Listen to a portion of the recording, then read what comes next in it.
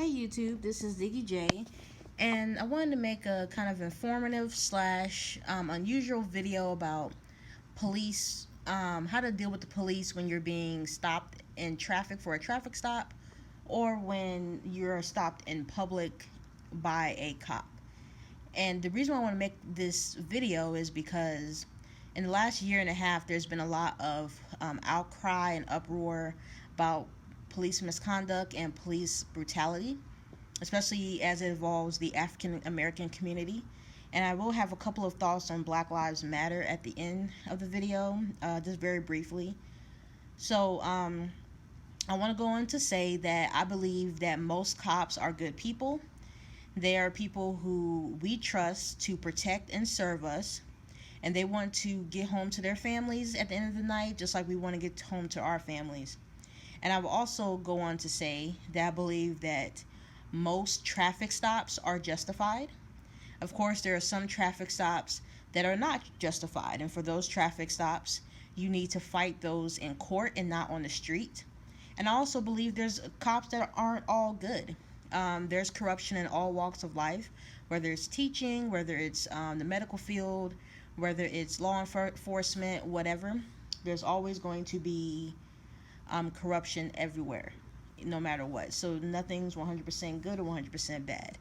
So that being said, I'm going to go ahead and give my steps on how I believe a police encounter when you're stopped in a traffic situation should be handled.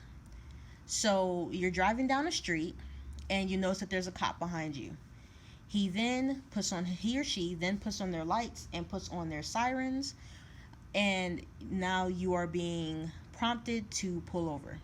So of course you're going to pull over to the curb and you're going to put your car in park. So the first thing you want to do is, if you have a smartphone and it has video recording capabilities, or you have a video recorder, you want to take that out and press record. Now you want to do this not so that you can post it on social media and get likes, but because just in case the police officer violates your rights or is involved in any kind of misconduct, you want to have proof of this on film so you can take it into court if you decide to take it to court. You want to have video and audio evidence of the encounter. So that's one. Take out your camera and press record, sit it down in your passenger seat. It doesn't have to be visible to the cop. Just make sure that it is pointing towards you and or your window if you can. That's number one. So number two is, you want to go ahead and get out your license, registration, and insurance, because these are pieces of information that the cop will request from you when he comes to your car. So you might as well just go ahead and get those information out. Number three, you want to make sure that you roll down your window and place both of your hands on the steering wheel. And sometimes you can roll down your window, sometimes you can leave the window rolled up, but you want to make sure both your hands are placed on the steering wheel so the cop can see your hands. Why? Because it's for the cop's own safety. You want to make sure they can see your hands and make sure that you're not have any kind of illegal weapons or dangerous weapons. So that is, I think, number three. So you've done all these steps before the cop even approaches your car. So the cop comes and he approaches your car, and he's going to ask you some questions. He's going to ask you, did you know, or do you know why he stopped you? Or he's going to ask you, did you know that your tail light was out? Did you know that your tags are expired? Did you know that blah, blah, blah, blah, blah? You want to answer all of these questions with no. 100% no. You never want to let a cop know that you're committing a crime. If a cop asks you, do you know why I stopped you? And you say, well, it could have been that I was speeding, or was it because I was speeding? No. Never, ever, ever, ever let a cop know that you know that you've committed a crime. You always want that because that's evidence that can be used against you in court. So if a cop, when the cop asks you this, because they are going to, when the cop asks you this, your answer to the cop is 100% no. No, sir. No, ma'am. I don't know why you're stopping me. Could you please inform me? No, sir. No, ma'am. I did not know my tags were expired. I did not know my tail light was out. Period. So that's number four. Do not let the cop know that you have committed a crime. or a violation. Not even really a crime, but a violation. So the cop is going to ask you for your license, registration, and insurance. So you have that stuff out already. Go ahead and give it to the cop. And they're going to walk back to their car and probably write you a ticket. So while they're at their car, there's a couple of things that you need to know. You do have rights. So you have the right to remain silent, first and foremost.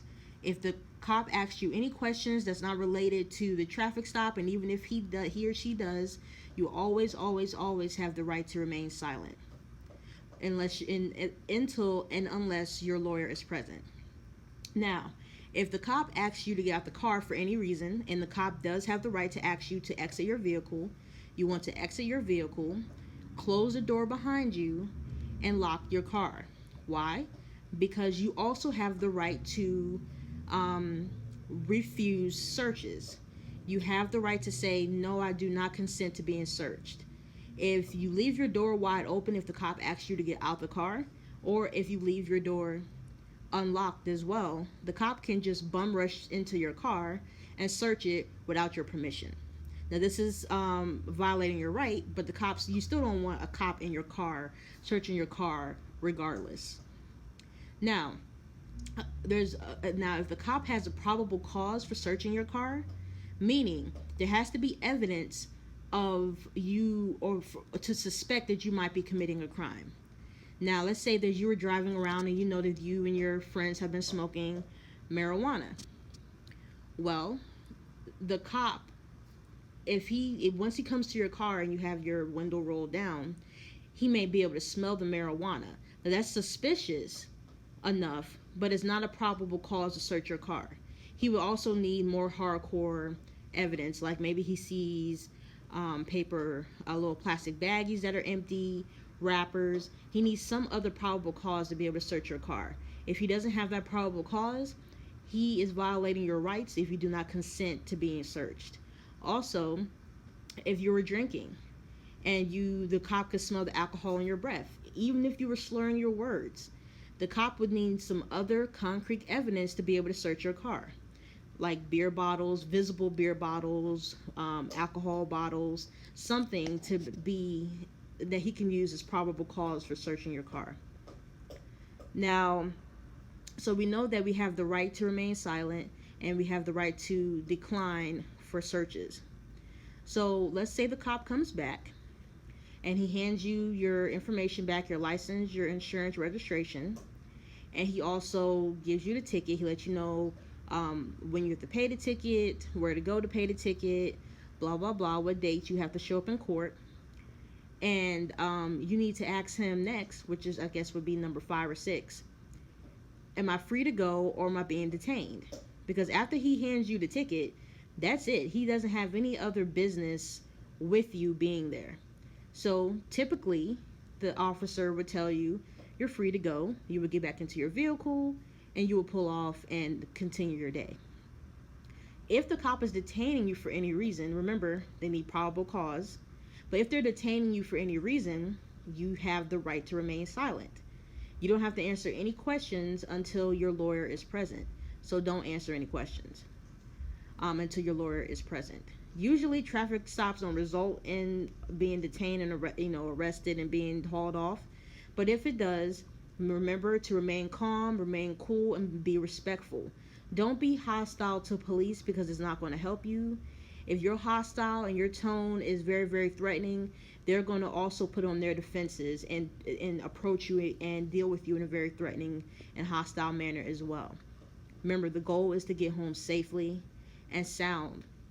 It's not to lose your life or be arrested in the middle of the street and have your car towed and just a whole host of problems that, you don't need. So that's what you pretty much want to do. Once you get back in the car and you're free to go, you can turn off your recording and keep it for your records. Keep the recording on there. Because again, if you feel like your rights are violated or you got a ticket that was not justified, then you can go ahead and fight it in court, and now you have video evidence of the event. So those are my steps for approaching the cops or dealing with a traffic stop. And even if a cop stops you in the middle of a street and for whatever reason he wants to frisk you, you can decline for being searched as well. Again, the cop has to have probable cause to suspect that you might be committing a crime. Now, a cop can search you and stop you if you match the description of a suspect. Again, if you match the description of a suspect, a cop can stop you. So keep that in mind as well. Anything you feel like, if you've been done wrong in any way, you can always fight it in court. Never hold court in the streets. Now, about Black Lives Matter. So in the last year and a half, there has been, well, the last couple of years, there have been stories of both black men and black women being gunned down or killed or suspected of being killed by police, and these police not being convicted for these incidents. Now, losing your life over a traffic stop, losing your life for any reason in that nature is terrible. My heart absolutely goes out to these families. I am not at all justifying the deaths of these individuals, but in a lot of these cases, with people like, for example, Mike Brown, Trayvon Martin, Sandra Bland, Korryn Gaines, just to name a couple, the way they handled their interactions with the police was very hostile and very threatening. Korryn Gaines threatened the cop. So did Sandra Bland. Both of them threatened the cops. They were both very hostile, cursing at the cops, very hostile, very threatening, and they provoked that same reaction out of the police. Now, as far as both of those two women, they did not get killed in the streets, but they later died, I guess, as a kind of like an indirect, direct result of the police. But with Mike Brown, he was caught running towards the police. You never, ever run away from the police. That is enough suspicion for them to detain you. Never run away. You always stand your ground and you always exercise your rights. Never, ever run away. Ever. And in Mike Brown's case, he was running toward the police. Now, as far as George Zimmerman, I won't go into too much detail about each case. But as far as George Zimmerman, he wasn't actually a police. He was some kind of, I guess, wannabe patrol, neighborhood watch patrol type figure that I guess was following Trayvon. Regardless, did Trayvon handle the situation correctly? No, he did not. At all. And I guess in Florida there was a stand your ground law that saved Zimmerman from going to jail. I mean, is it unfortunate? Yes. Am I justifying the deaths of any of these individuals? No. They were human just like we all are. But they didn't know how to handle themselves with law enforcement. And there's other cases as well. They didn't know how to handle themselves with law enforcement, and as a result, it ended up with their lives being taken. So I think we need to be less, and I know, getting stopped by the police is frustrating. It takes time out of our days. Now we have a ticket that we have to pay money for. We have to take off work to go pay this ticket. It's frustrating. It definitely is, but you have to remain polite. You have to remain calm and cool, and you have to know your rights.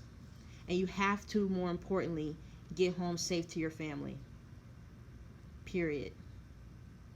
We have to stop, having these knee-jerk reactions and being very, very emotional and being very, very just pissed off. Yes, it's frustrating, but it's not going to help anyone if we're, trying to go up against people on the streets who have guns and who can legally shoot and kill us. We have to be smarter. So that's my video. If anyone has any questions or any concerns, any disagreements, please leave them in the comment section, and I will try my best to reply. Thanks. Bye.